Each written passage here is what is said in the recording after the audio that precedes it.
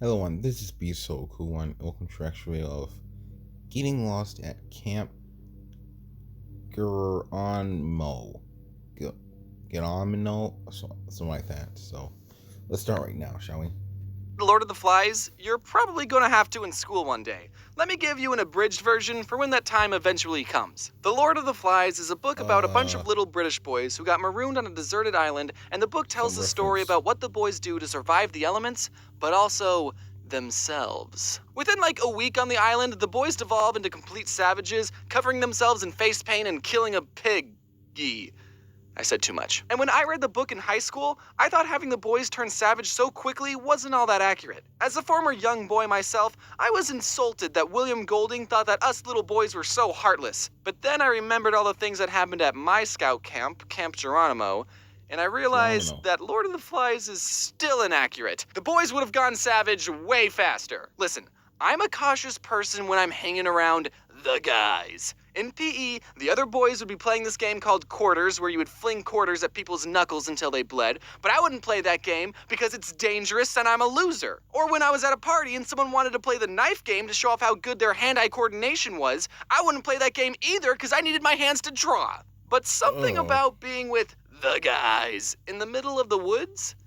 I would live on the edge. Every summer, our troop stayed at this camp called Camp Geronimo, named after the Geronimo. Apache Indian who was the first person to yell Geronimo while doing a sick backflip into his pool. One time, me and a couple other boys, I don't remember who Alligator. started it, but we were playing with matches, and okay, I know what you're thinking, but nothing bad happened, okay? We just accidentally lit some dried bushes on fire and it got somewhat out of control, but it's okay, it's fine, okay? We told the scoutmaster that there was a loose fire spreading faster than we could put it out, and he got everyone in the troop to stomp on it, and we never got in trouble. What were we doing with the matches? Oh, we were just lighting them and throwing them at each other.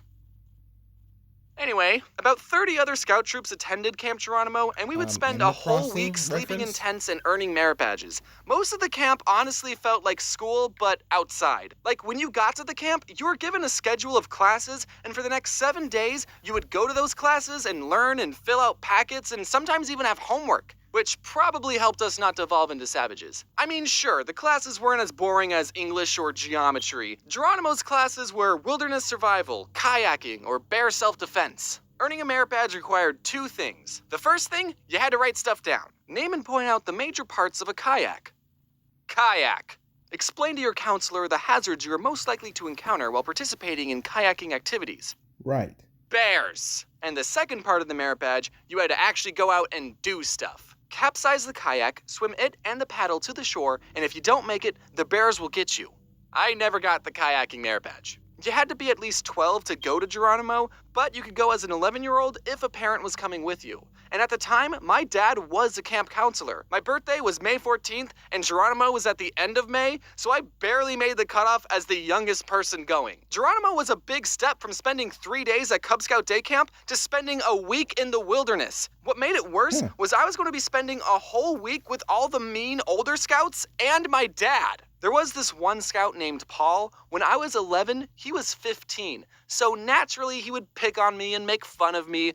Ha ha, I get it. I'm small, so I suck. But silver lining, he got fatter, and a couple years ago, he reached out to me, and I had been doing the whole YouTube thing for a while. He was off starting his own business, and he wanted to do some business opportunity with me, and I just said, hey, do you want to do my merch?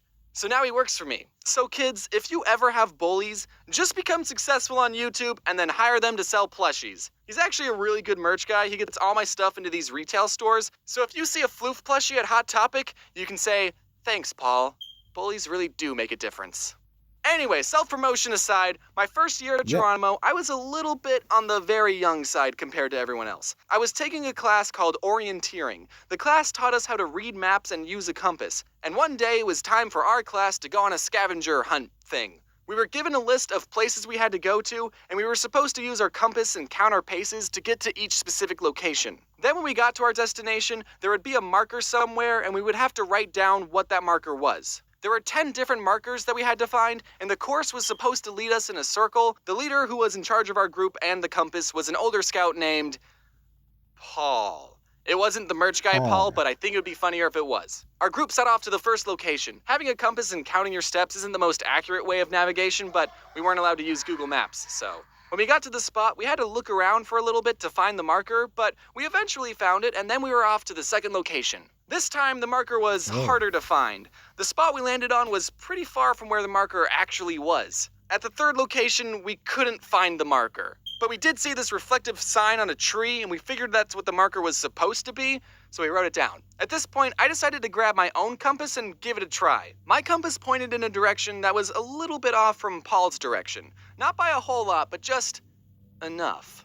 But remember, I was the little kid. Nothing I said mattered. Paul said things to me like, "Oh, you don't know how to use a compass. I bet yours is broken. I'm never going to work for you one day." And you know what?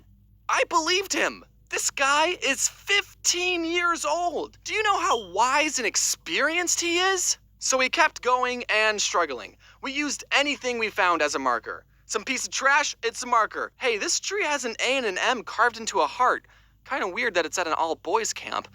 Do you think that it's a marker? Eventually, we all had to admit that we were completely lost. The other boys told Paul to hand over his compass, and Paul reached into his pocket, pulled out his compass, and 2 buzz magnets. Buzz magnets are magnets that are shaped like a bullet, and you can throw them up in the air and they make this cool buzzing sound. They sold them at the camp store, so that's why Paul had them. And everyone immediately figured out why we were lost. For those of you who don't know how compasses and magnets work, I don't know either. I think it has something to do with them coming from outer space. A compass is supposed to point to the magnetic North Pole, and a magnet will mess up the direction a compass is supposed to point in. Paul's compass wasn't pointing to his pants the whole time. We would have been suspicious if that had happened. But because his compass was right next to a magnet, it got uncalibrated. And then we all got lost in the woods and died. And that's why I don't have an orienteering merit badge. I was upset because my compass probably wasn't broken, but I didn't stand up for myself. Because I don't do that. I have more Camp Geronimo stories, like the time me and my friend threw a Ziploc bag full of water at the older kids' lean-to, and then I ran away so fast that I threw up. But I already did a video about that, and it's 5 years old, and it's very bad, and you're not allowed to watch it. So the moral of this video is, just because you're young doesn't mean you're stupid, but it does mean you make bad videos on YouTube. Also, check your pockets before going orienteering. Going orienteering. Sounds like a tongue twister. Going orienteering. Going orienteering. Going orienteering. Well, that was my Camp Geronimo experience. It was a lot of fun. I wonder if the camps are open right now, if people would have to be quarantined inside the tents the whole time. I bet that would be pretty intense.